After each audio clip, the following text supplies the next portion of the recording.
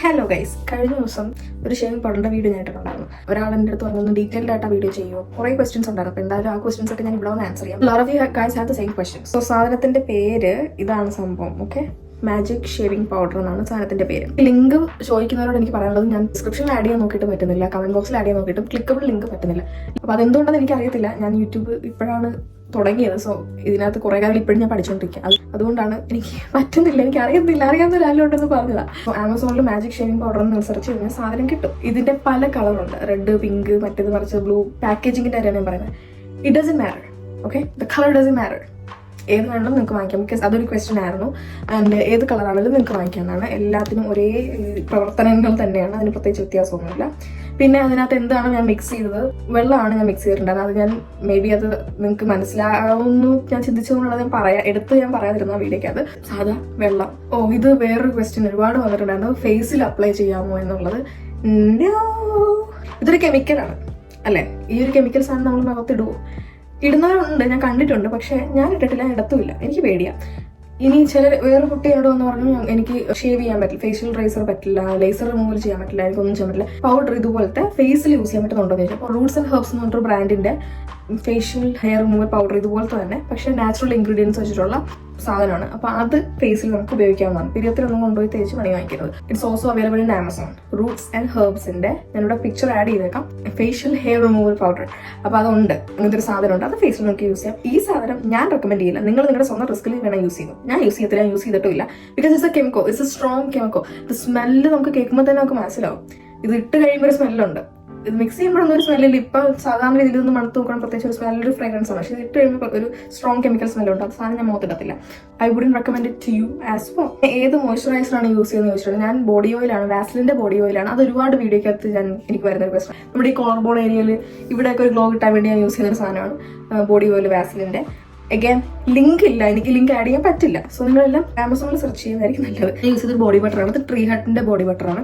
Moroccan rose എന്ന് പറഞ്ഞൊരു ഫ്രേഗ്രൻസിന്റെ ആണ് വാങ്ങിച്ചിട്ടുണ്ടായിരുന്നത്. Again Amazon. അടുത്തൊരു ക്വസ്റ്റ്യൻ എന്ന് പറയുന്നത്, ഈ സാധനം ഇട്ട് ഞാൻ സ്കിന്ന് ഡാർക്ക് ആക്കുമെന്ന് ഒരുപാട് പേര് ചോദിച്ചിട്ടുണ്ടായിരുന്നു. എനിക്ക് ആക്കിയിട്ടില്ല, എന്റെ സ്കിന്ന് ഡാർക്ക് ആക്കിയിട്ടില്ല. എനിക്ക് ഇതുവരെ അങ്ങനെ ഒരു പ്രശ്നം ഉണ്ടായിട്ടില്ല. എനിക്ക് ഒരു പ്രശ്നം ഇതുവരെ ഈ സാധനം തേച്ചിട്ടുണ്ടായിട്ടില്ല. അഗൈൻ ഒരു സാധനം, അതിപ്പോൾ ഞാനെന്നല്ല, ഏതൊരു ഇൻഫ്ലുവൻസർ ആണെങ്കിലും എവിടെ നിങ്ങൾ കണ്ടെന്ന് പറഞ്ഞാൽ ഏതൊരു സാധനം ഇതുപോലെ എന്ത് സാധനം അപ്ലൈ ചെയ്യുന്നതിന് മുമ്പ് ഡു എ പാച്ച് ടെസ്റ്റ്. എവിടെയെങ്കിലും കയ്യിൽ ഇവിടെ ചെറുതായിട്ടൊന്ന് തേച്ച് നോക്കുക, ഓക്കെ ആണോ, നിങ്ങൾക്ക് എന്തെങ്കിലും റിയാക്ഷൻ ഉണ്ടോ? Because everybody is different. എൻ്റെ ബോഡിയിൽ ഒന്നും പറ്റിയില്ല, അല്ലെങ്കിൽ എനിക്കത് തേച്ചിട്ടൊന്നും പറ്റിയില്ല എന്ന് വിചാരിച്ച് നിങ്ങൾക്കും പറ്റാൻ പാടില്ല ഒന്നുമില്ല. എല്ലാവരുടെ സ്കിന്ന് ഡിഫറെന്റ് ആണ്, എല്ലാവരുടെയും ബോഡി ഡിഫറെന്റ് ആണ്, എല്ലാവർക്കും പല റിയാക്ഷൻ, പല അലർജീസ്, പല പ്രശ്നങ്ങളുണ്ട്. ആരെങ്കിലും എവിടെയെങ്കിലും വന്നിട്ട് എന്തെങ്കിലും പറഞ്ഞെന്ന് വെച്ചുകൊണ്ട് ആവശ്യമുള്ള സാധനമൊന്നും വാങ്ങിച്ച് തേക്കരുത്, യൂസ് ചെയ്ത് പ്രൈവറ്റ് പാർട്ടിൽ യൂസ് ചെയ്യാമെന്ന്. I feel like this is A common sense thing. നമ്മുടെ പ്രൈവറ്റ് പാർട്സിൽ നമ്മൾ ആവശ്യമായിട്ട് ഒരു സാധനം യൂസ് ചെയ്യാൻ പാടില്ല. നിങ്ങൾക്കത് അറിയില്ലേ കുട്ടികളെ?